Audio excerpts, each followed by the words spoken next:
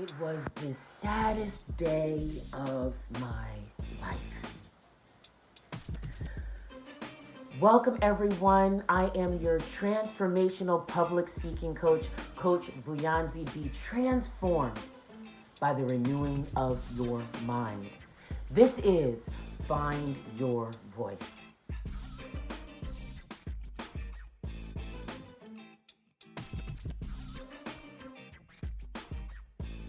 This is the show where we are helping Black women leaders to find their voice from the inside out so they can communicate with confidence, clarity, and get the results they desire.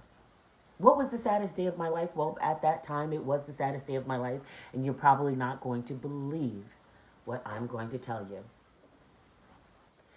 It was my last day of teaching 7th and 8th grade. It was my last day of being a classroom teacher.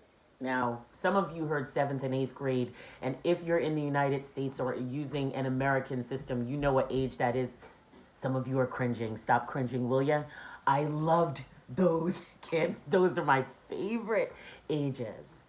I loved what I did, and I was in the 7th year of doing it. You know that here on the Find Your Voice show, we're talking about you finding your voice. 80% transformation, 20% technique. We're zoning in, as we do most of the time, on that transformation. And in order to elevate, in order to find my voice, I had to make a decision to leave something that I loved. It seems counterintuitive, right? But I want you to think about who you are. Don't think about anything else or anyone else, because that's what we're prone to doing, looking at the outside first. But Queen, look at yourself first. You've gotten to where you are in this beautiful life. You've been elevated. You're finding your voice. You're like, as high as I've gotten, I mean high in terms of your job. Stop getting excited, some of you. As high as I've gotten to this level in my business, in my career, I know that there is something more. And sometimes the something else, sometimes the something more means that you have to say goodbye to something else.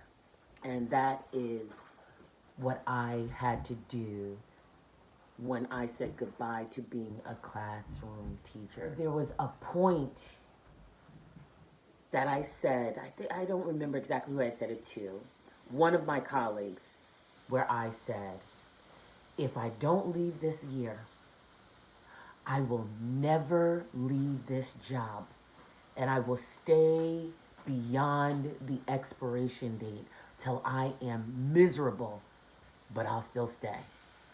And I knew it had to be that moment. Consider this as you're finding your voice.